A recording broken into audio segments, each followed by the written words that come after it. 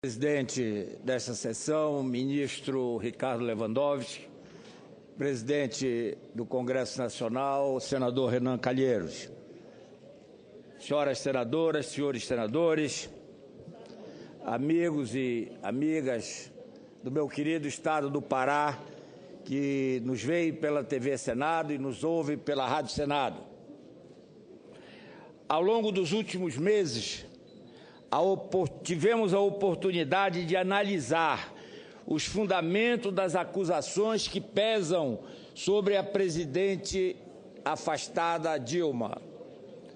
Não ficou pedra sobre pedra. Todos os fatos foram apurados. A acusação foi ouvida, a defesa foi ouvida, no processo que culmina com a presente sessão, presidida de forma firme e equilibrada pelo excelentíssimo presidente do Supremo Tribunal Federal, ministro Ricardo Lewandowski. Merece nossos aplausos o senador Antônio Anastasia, que produziu relatórios didáticos, convincentes e ricos em evidências da problemática e traumática segunda passagem de Dilma Rousseff pela presidência da República. E são traumas que sentimos até agora. Nossa economia luta para se recuperar da era Dilma. Em 2015, tivemos PIB negativo de 3,8%. E em 2016, vamos pelo mesmo caminho. Este é o legado de Dilma Rousseff e do PT para o Brasil. Aumento do desemprego, retorno da inflação, orçamento em déficit, desaceleração industrial, despesas públicas descontroladas, em resumo, uma economia paralisada, desfazendo um trabalho de anos, iniciado com medidas como o Plano Real e a Lei de Responsabilidade Fiscal. Senhoras senadoras, senhores senadores, para vencer as eleições de 2014 e perpetuar o projeto de poder do PT, Dilma distorceu os fatos como pôde, usou de todas as artimanhas para maquiar as contas governamentais, pintando um Brasil que simplesmente não correspondia ao Brasil real. Em 2014, as pedaladas ilegais com recursos do Banco do Brasil, da Caixa Econômica e do BNDES alcançaram cerca de 50 bilhões de reais. Pura enganação, apontada na decisão unânime dos ministros do TCU de 7 de 10 de 2015. Não há retórica que disfarce o fato de que as pedaladas são, no fundo, empréstimos que a União tomou com os bancos públicos, como aqui ficou muito bem esclarecido pelos advogados de acusação. O que é expressamente proibido pela Lei de Responsabilidade Fiscal. Por essa razão, o Tribunal de Contas da União rejeitou as contas da Presidência da República referentes ao exercício de 2014. É importante observar que mesmo os que alegam não se tratar de operação de crédito, compreendem que, ao pedalar, a intenção do governo era maquiar o resultado fiscal, ou seja, induzir o povo e seus representantes a erro de avaliação por falta de informações fidedignas. Durante a campanha eleitoral, querendo esconder a verdade a qualquer custo, a senhora presidente manteve a mesma postura ao afirmar: citarei apenas alguns exemplos. Aspas, disse a então candidata Dilma: não acreditem que o Brasil está numa situação de crise, na proporção que eles falam. A inflação está sob controle. Fecho aspas. Aspas, a renda do trabalhador cresce aqui no Brasil. No exterior, há desemprego e recessão. Fecho aspas.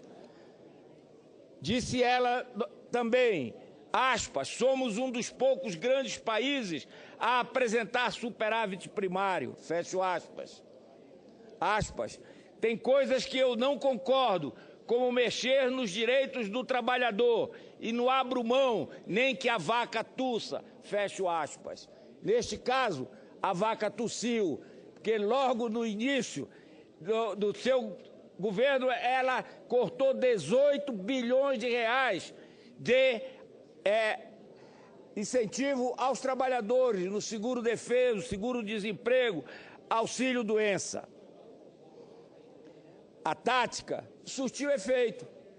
E 54 milhões induzidos ao erro pelo discurso desonesto votaram a favor de Dilma.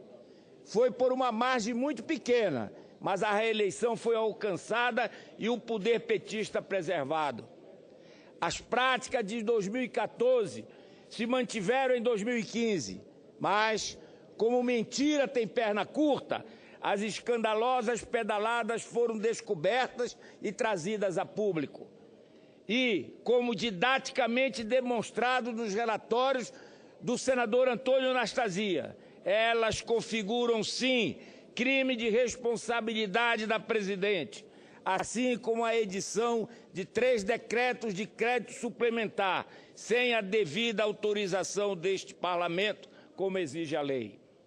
O rito adotado ontem não permitiu a réplica, senhor presidente, o que facilitou a tarefa da presidente afastada Dilma Rousseff, que não respondeu pergunta alguma, apenas repetiu um mantra, o qual havia ensaiado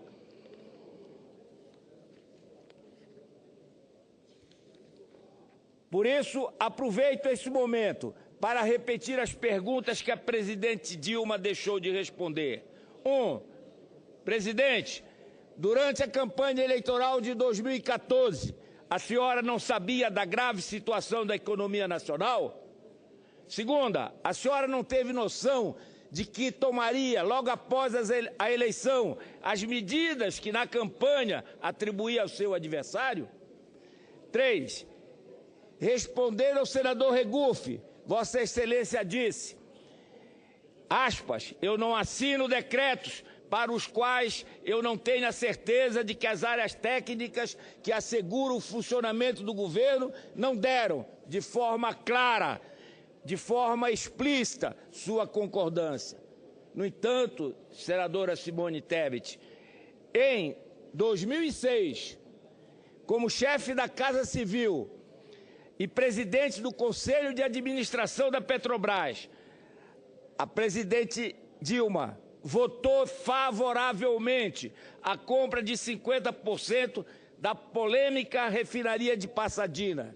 Depois, ao justificar a decisão, disse que, aspas, a autorização para a compra dos primeiros 50% havia sido feita com base em informações incompletas, fecho aspas. Aí eu pergunto, em qual das duas Dilmas o povo brasileiro vai acreditar? A que só assina com os pareceres ou aquela que se contenta com informações incompletas?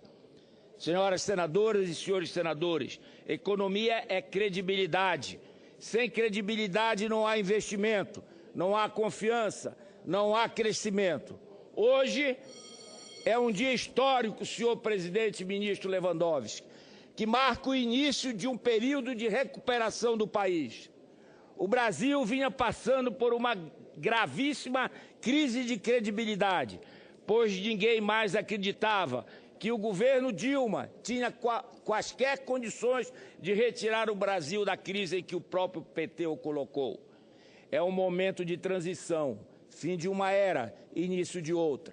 Reafirmamos a força de nossa democracia com a condução exemplar de um processo delicado e traumático, como o impeachment. Escrevemos mais um capítulo da nossa história. Tudo isso em meio à maior operação anticorrupção que o país já viu. O Brasil amadureceu, continua amadurecendo, e o resultado desse processo de impeachment indica que estamos no caminho certo. Por tudo isso, gostaria de... Vossa Excelência encerra. Gostaria de deixar clara a minha convicção de que a presidente afastada cometeu, sim, crime de responsabilidade e, portanto, voto sim pelo afastamento definitivo da presidenta Dilma Rousseff. Dilma, apesar de você, amanhã há de ser outro dia. Muito obrigado, senhor presidente.